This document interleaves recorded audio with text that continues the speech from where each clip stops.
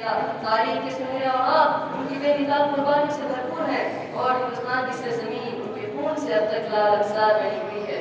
کچھ ایسے نقش بھی راہ وفا میں چھوڑ آئے ہو کہ دنیا دیکھتی ہے اور تم کو یاد کرتی ہے۔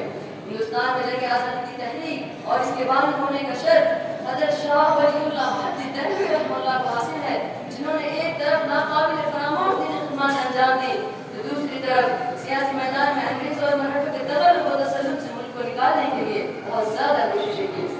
آپ انگریزی مقدمات کی لپیٹ میں آئے، راولپنڈی کے آپ کے مطالب اور نسل کی تلاشی کی گئی، راولپنڈی کے جیل خانے میں آپ 1 سال تک نظر بند رکھے گئے۔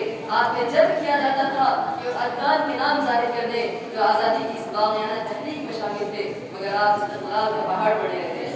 جب انگریزوں کے ہر طرف سے اختیار شروع ہو چکا، اسلامی تشخص کو مٹانے کی کوشش زوروں پر آ گئی۔ ان حالات میں حضرت شاہ ولی اللہ محدث دہلوی رحمہ اللہ کے فرزند جانشین حضرت شاہ عبدالعزیز رحمہ اللہ نے ایک فتویٰ صادر کر کے ہندوستان کے دارالحرب ہونے کا اعلان کیا۔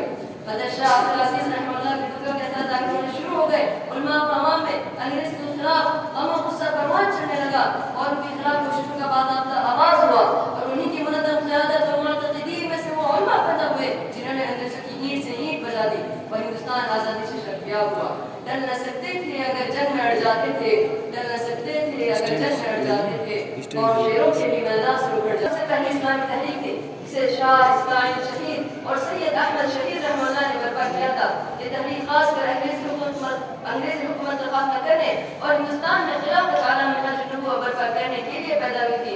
اس تحریک نے سب سے پہلے فَفِرُّوا إِلَى اللَّهِ کا نعرہ لگایا۔ یہ نعرہ کیا تھا؟ ایک بانگ درا تھا، جس نے سنا مدہوش ہو گیا، جس پر نظر پڑی وہ اسلام کا قاتل بن گیا۔ جہاد کی دعوت دی گئی تو علماء نے مسند درس چھوڑ دی، اماموں نے مسجد کے مسلم معذوروں کے حوالے کر دیا، مادروں نے اپنی کوٹھیاں چھوڑ دی، غلاموں نے آقا کو سلام کہہ دیا۔ لیکن افسوس کی شہیدین کی تحریک کامیابی کی اتنی منزلیں نہ دے کر پائی جتنی کی توقع تھی۔ بلاخر ایک سالہ ہے بالا کوٹ میں دونوں مجاہد جان شہادت نوش کروا گئے۔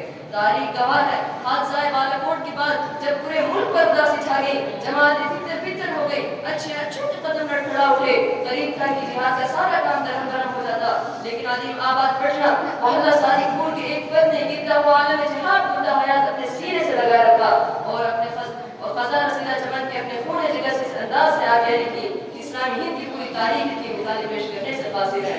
نیز 1857 کے بعد سے 1947 تک ان کی کوئی بھی سیاسی تحریک ایسی نہیں جس میں انہوں نے حصہ نہ لیا ہو۔ صحافت کے میدان میں مولانا ابوالکلام آزاد نے اپنی لاغر اور بلاد کے ذریعے پورے ملک میں ہندوستانیوں کے دلوں کو انگریزوں کی تسلط سے آزاد کرانے کی سوچ بخشی اور اسی آزادی کی خاطر مولانا کو 12 جیل کا منہ دیکھنا پڑا۔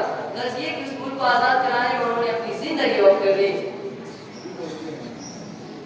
آزادی ہند کی تاریخ طویل ہے، بہت سے چھوٹے بڑے واقعے اس میں پیش آئے، انگیزت علماء اور مسلمانوں نے اس کے لیے قربانیاں دی۔ ضرورت اس بات کی ہے کہ ہم مسلمان خود اپنی تاریخ کو پڑھیں، اپنے بزرگوں کی کارناموں سے اپنی نسلوں کی روشناس کروائے، ان کی جو ہندوستان کی ان کی ملک و ملت میں ان کی